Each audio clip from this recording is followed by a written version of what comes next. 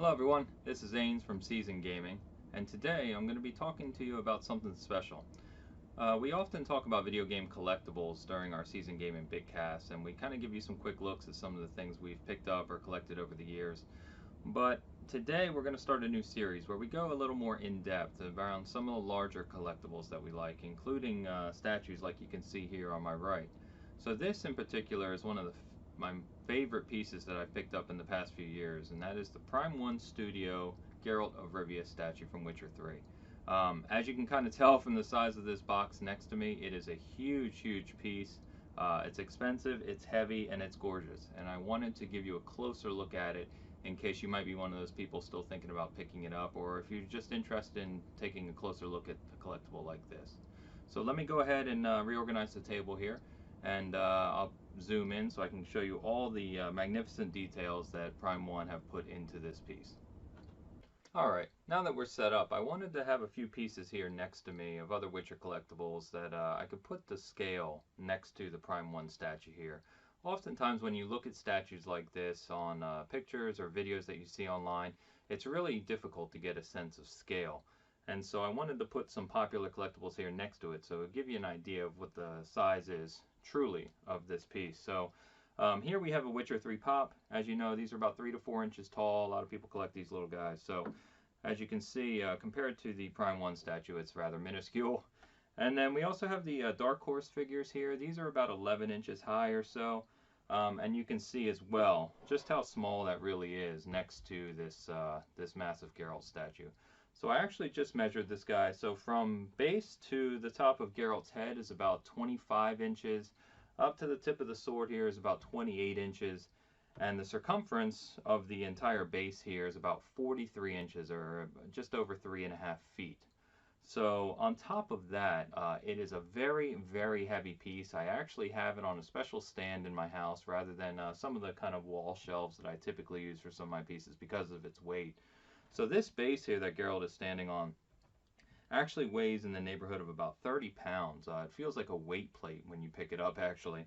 And it just goes to show the level of detail and the quality that is in this. It is really remarkable. So now that you get a sense of the scale, I'm going to zoom in a little bit on the statue directly and point out some of the fine details of the piece.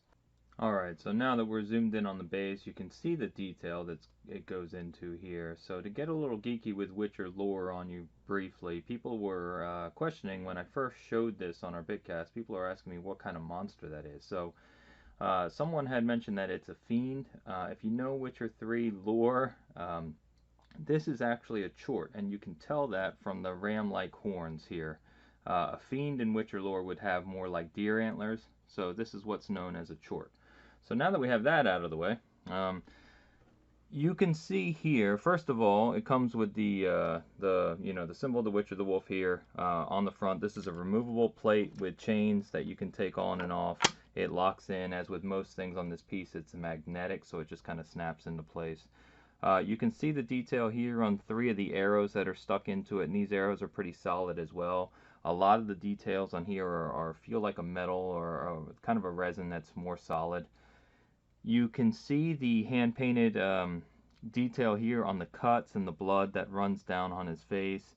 All of this has kind of this glossy shininess that is slightly shining through on the video here, but it looks even more impressive in person. If I spin this around, bear with me a second here, you can really get a look at kind of the pool of blood here on the side with the human skull, and the blood actually looks wet. It's very well done. As you can see too, the detail on the side of the chort's face here, and the teeth and the gums up front. Even more impressive is if I spin it all the way around. Like I said, this is very heavy, so just bear with me. You can see the detail of where Geralt would have cut off the chort's head. So including the kind of spinal cord or whatever it may be with the chort, and the blood and the kind of how it looks like liquid still around the rim. So the base is honestly part of what makes this such an impressive statue. When you usually buy 1 to 4 statues, a lot of them have unique bases, but a lot of them don't. I own several from like PCS or pop culture shock that have just plain bases and the details really in the character itself. What makes this kind of truly special, and I think more expensive, which I will get to later on, is the fact that this base is just amazing. So let me go ahead and zoom up here, and we'll get to the man himself, Geralt. Okay, now that you can see Geralt up close, let me talk about some of the features and characteristics of the character model itself. So right away you can see that he's wearing his standard Witcher armor that he's portrayed in videos and pictures from the series. These shoulder plates here are what kind of pop on. Like I said, they're pretty magnetic and they just really slot on. You don't really have to mess with them too much. So some of the features here, the mail itself is shadowed and hand painted almost with a dirt or like a blood residue, which makes it look worn and weathered, which is really nice. On his leather pants and boots all the way down through the character model, this is all solid and modeled. However, you can see the rippling and the texture work, and it even looks like real stitching. It's very well done, and that's true of the entire character model itself. This piece here, his belt across the center, actually attaches. You attach that yourself along with the shoulder pads. Let me turn it a little bit here so you can see a little more of the side angle. So on his dagger here that he finished the chord off with, you can see the kind of blood dripping from it, and just like the pool of blood on the base, it's got that kind of shiny and realistic look as if it's actually dripping. You can even see on his face the scars, the white and the gray in his beard, and it's very hard to show in a video like this, but if you look really closely, his eyes are even yellow and glisten just as you would expect from the game. He has all of the tools of the trade, including his crossbow, and these just attach, same as well, they're solid. His standard steel sword, and obviously he has his silver sword in hand, which I will touch on in a second. Let me spin this back around.